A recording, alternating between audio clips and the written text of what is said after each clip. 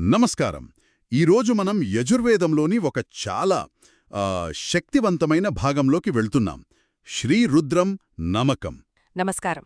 దీన్ని చదువుతుంటే మన ప్రాచీన ఋషులు దైవాన్ని చూసిన విధానం చాలా సంక్లిష్టంగా, చాలా విశాలంగా అనిపిస్తుంది. అవును. ఇది కేవలం ఒక స్తోత్రంలా ఉండదు, ఒక పెద్ద శక్తితో మనం జరుపుతున్న సంభాషణలా ఉంటుంది. ఈరోజు దీని గురించి కొంచెం లోతుగా చర్చిద్దాం. మీరు సంభాషణ అనడం చాలా సరైన పదం, ఎందుకంటే ఇది కేవలం పొగడ్తలు కాదు. కాదు కదా? అస్సలు కాదు. రుద్రుడి భయంకరమైన శక్తిని గుర్తించి దానితో ఒక ఒప్పందానికి వస్తున్నట్టుంటుంది. ఇప్పుడు మనం చూడబోయే నమకంలో మొత్తం నమస్కారాలే. నమః అంటూ ఆయన అన్ని రూపాలకి తల వంచుతారు. ఆ తర్వాత వచ్చేది? ఆ తర్వాత చమకమొస్తుంది. అక్కడ ఇది కావాలి, అది కావాలి అని కోరికలు కోలుతారు.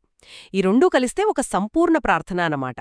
సరే, అయితే ఆ సంభాషణ ఎలా మొదలవుతుందో చూద్దాం.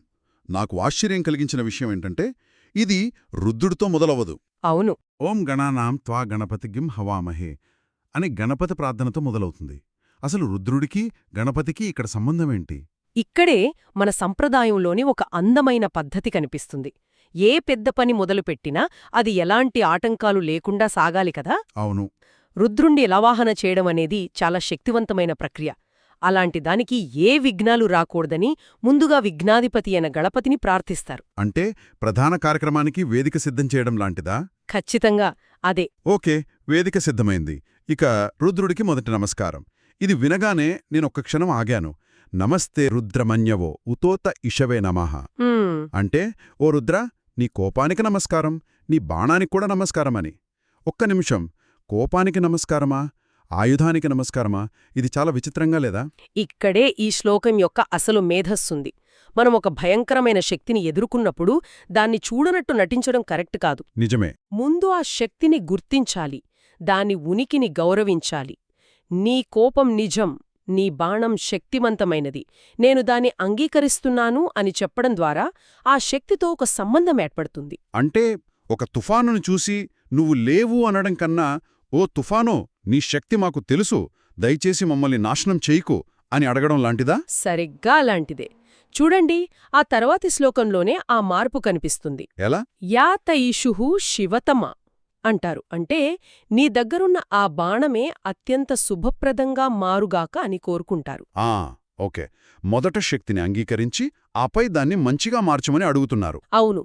గిరీశంతా అని పిలుస్తారు. అంటే పర్వతాలపై ఉంటూ శాంతినిచ్చేవాడా అని.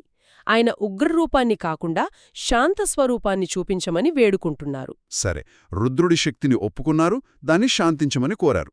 ఇక్కడ నుండి కథనం మొత్తం మారిపోతోంది కదా.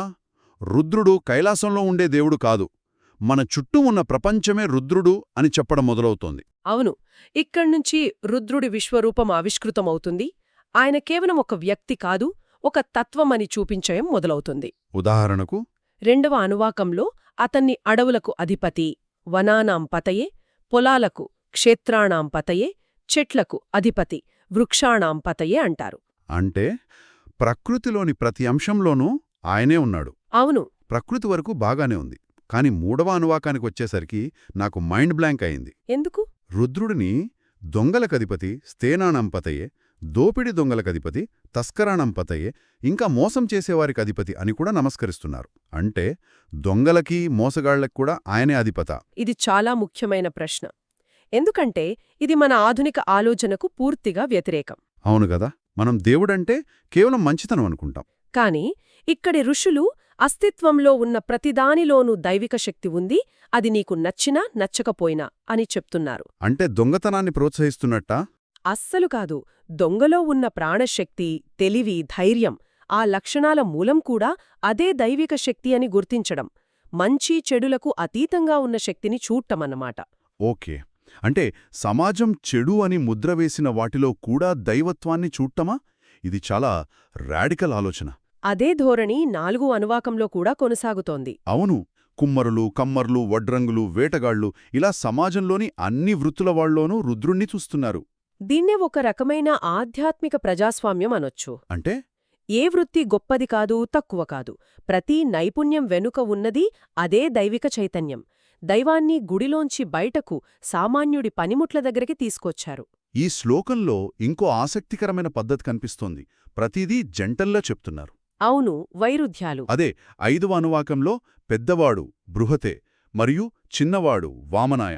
ఎందుకిలా ఒకదానికొకటి వ్యతిరేకంగా ఉండే విషయాలన్నిట్లోనూ ఆయనే ఉన్నాడని చెప్పడానికా? సరిగ్గా అదే. ఇది ద్వంద్వాలకు అతీతమైన స్థితిని సూచిస్తుంది. రుద్రుడు ఒకే లక్షణానికి పరిమితం కాదు. ఆయన అన్నీను. ఆయనే పెద్ద, ఆయనే చిన్న. ఆయన సారవంతమైన భూములలో ఉన్నవాడు ఉర్వర్యాయ, అలాగే బీడు భూములలో ఉన్నవాడు ఖల్యాయ. అంటే మనకు నచ్చిన వాటిలోనే కాదు, నచ్చని వాటిలో కూడా ఆయనే ఉన్నాడు. 7వ అనువాకంలో ఇదింకా స్పష్టమవుతుంది. వర్షం కరువు గురించి కదా? అవును, వర్షంలో ఉన్నవాడు వర్షాయ మరియు కరువులో ఉన్నవాడు అవర్ష్యాయ. జీవితంలోని సుఖదుఖాలు రెండూ దైవస్వరూపంగా చూడమని చెప్పినట్టుంది. తర్వాత నదీ ప్రవాహంలో ద్వీపంలో కూడా ఆయనే. అవును. ఇక 9వ అనువాకంలో ఈ ఆలోచన పరాకాష్ఠకు వెళ్తుంది. రుద్రుడిని కొండ గుహలలో నివసించేవాడు అని వర్ణించి వెంటనే హృదయంలో నివసించేవాడు హృదయాయ అని కూడా అంటారు. ఆ అంటే బయట ఎంత విస్తారంగా ఉన్నాడో లోపల మన హృదయంలో అంతే సన్నిహితంగా ఉన్నాడు. స్థూల విశ్వం నుండి సూక్ష్మ ప్రపంచం వరకు ఆయన లేని చోటు లేదు అన్నమాట. ఇంతసేపు విశ్వం గురించి, ప్రకృతి గురించి, సమాజంలోని వైరుధ్యాల గురించి మాట్లాడి 10వ అనువాకానికి రాగానే ఒక్కసారిగా స్వరం మారిపోతుంది. అవును, చాలా వ్యక్తిగతంగా మారుతుంది. ఒక అభ్యర్థనలా, దాదాపు భయంతో కూడిన అభ్యర్థనలా వినిపిస్తుంది. మా పెద్దలను హింసించవద్దు, మా పిల్లలను హింసించవద్దు అని బ్రతిమాలుతున్నట్టుంది. ఇంత తాత్వికత తర్వాత ఈ మార్పెందుకు? ఇదే ఈ ప్రార్థన యొక్క గుండెకాయ. విశ్వమంతటా ఉన్న ఆ అపారమైన శక్తిని చూసి ఆశ్చర్యపోయిన తర్వాత సామాన్య మానవుడికి వెంటనే కలిగే భావన, అయ్యో, ఇంత పెద్ద శక్తి ముందు నేనెంత అనే భయం. నిజమే. ఆ శక్తి తన కుటుంబాన్ని, తన జీవితాన్ని నాశనం చెయ్యకూడదనే ఆరాటం. అందుకే ప్రార్థన చాలా ప్రాథమికమైన మానవ సహజమైన కోరికకు వస్తుంది: రక్షణ. మీ ఆయుధాలను ఒక ఎత్తైన చెట్టు మీద పెట్టు, పరమే వృక్షే ఆయుధన్నిధాయ అనడంలో ఆ ఆరాటం స్పష్టంగా కనిపిస్తుంది. అవును, నీ శక్తి మాకు తెలుసు, కానీ దయచేసి దాన్ని మామీద ప్రయోగించకు అని వేడుకుంటున్నట్టుంది. కాని వెంటనే మళ్ళీ పులిచర్మం ధరించి పినాకధనస్సును పట్టుకుని మా వద్దకు రా అని ఆహ్వానిస్తున్నారు. ఇది కొంచెం గందరగోళంగా లేదా? లేదు, ఇందులో ఒక అద్భుతమైన సైకాలజీ ఉంది. వారికి రుద్రుడి శక్తి కావాలి, ఆయన రక్షణ కావాలి, అందుకే ఆ రూపంలో రమ్మంటున్నారు.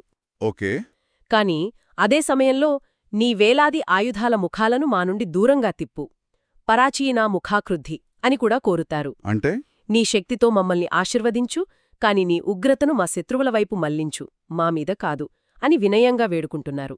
శక్తి కావాలి, కాని దాని విధ్వంసక రూపం వద్దు. మళ్ళీ 11వ అనువాకంలో వ్యక్తిగత అభ్యర్థనల నుండి మళ్ళీ విశ్వరూపానికి వెళ్ళిపోయింది ప్రార్థన. అవును, ఇది ఒక ముగింపులాంటిది. ప్రార్థన మొదలైన చోటకే మళ్లీ వస్తుంది, కాని ఒక ఉన్నతమైన అవగాహనతో. ఇప్పుడు రుద్రుడు కేవలం ఒక దేవుడు కాదు. కాదు, విశ్వమంతటా వ్యాపించి ఉన్న ఒక చైతన్య శక్తి. గాలి, వర్షం అతని బాణాలుగా వర్ణించడం ద్వారా ప్రకృతి శక్తులన్నీ ఆయన రూపాలే అని స్థిరపరుస్తున్నారు. ఆ తర్వాత 10 దిక్కులకు నమస్కరించి ఆ విశ్వశక్తికి సంపూర్ణ శరణాగతి చేస్తున్నారు. ఈ ముగింపులో ఒక వాక్యం నన్ను చాలా ఆకట్టుకుంది. మేము ద్వేషించేవారిని, మమ్ముల్ని ద్వేషించేవారిని నీ దవడలలో ఉంచుతున్నాము అని. ఇది వినడానికి కొంచెం కఠినంగా ఉంది కదా? అవును, అలా అనిపిస్తుంది. కాని దానిలో ఒక లోతైన మానసిక ఉపశమనముంది. అదెలా? శత్రువులపై పగ, ద్వేషం మనల్ని దహించివేస్తాయి. ఆ భారాన్ని మనమే మోయకుండా, ఈ న్యాయం నాది కాదు, నీది, వాళ్ల సంగతి నువ్వే చూసుకో అని ఆ సర్వశక్తిమంతుడికి వదిలేయడం ద్వారా మనసును శాంతపరుచుకుంటున్నారు. అంటే ఆ భారాన్ని దేవుడి మీద వేసి మనం స్వేచ్ఛ పొందడం. సరిగ్గా అంతే. ఇక చివరగా మనందరికీ తెలిసిన త్రయంబకం యజామహే మంత్రం కూడా ఇందులో భాగమే. ఇది మృత్యుంజయ మంత్రం కదా? అవును, రుద్రుణ్ణి మృత్యువును జయించిన వాడిగా కీర్తిస్తూ మృత్యుభయం నుండి విముక్తిని, మోక్షాన్ని కోరుకునే ప్రార్థనాది. చివరగా ఓం శాంతిః శాంతిః శాంతిః అని 3 సార్లు పఠించడం ద్వారా ఆధ్యాత్మిక, ఆది భౌతిక, ఆది దైవిక శాంతులను కోరుకుంటారు. అంటే మన లోపల, మన చుట్టూ ఉన్న ప్రపంచంలో మరియు మనకు అందని దైవిక శక్తుల నుండి అన్ని స్థాయిలలో శాంతిని కోరుకుంటూ ఈ ప్రార్థన ముగుస్తుంది. శ్రీరుద్రం నమకం ద్వారా మనం ఒక అద్భుతమైన ప్రయాణం చేశాం. రుద్రుడి కోపాన్ని చూసి భయపట్టంతో మొదలై ఆయన శక్తిని అంగీకరించి ప్రకృతిలో, సమాజంలోని మంచి చెడులలో ఆయన రూపాన్ని చూసి చివరికి ఆ శక్తిని ఒక దయగల రక్షకుడిగా అంగీకరించి శరణు కోరడంతో ముగిసింది. నిజమే. ఇది మనకు ఒక ఆలోచనను మిగుల్స్తుంది. ఏంటది? మనం సాధారణంగా దేవుడంటే కేవలం మనకు నచ్చిన శుభకరమైన గుణాల సమాహారమనుకుంటాం. కాని ఒక ప్రాచీన గ్రంథం దైవాన్ని దొంగలల్లో, మోసగాళ్లల్లో, కరువులో కూడా చూసినప్పుడు దైవంపై మనకున్న అవగాహనను అది సవాలు చేస్తుంది. అవును. బహుశా దైవమంటే మనకు నచ్చిన వాటి సమాహారం మాత్రమే కాదు, ఉన్న వాస్తవం యొక్క సంపూర్ణ స్వరూపం. అందులో మనకు నచ్చినవి, మనం భయపడేవి కూడా భాగమేనేమో. ఈ దృష్టితో చూస్తే మన జీవితంలోని కష్టాలను, మనకు నచ్చని మనుషులను మనం చూసే విధానం కూడా మారుతుందేమో. అవును. ఆ ఆలోచనతోనే ఈరోజు ముగిద్దాం.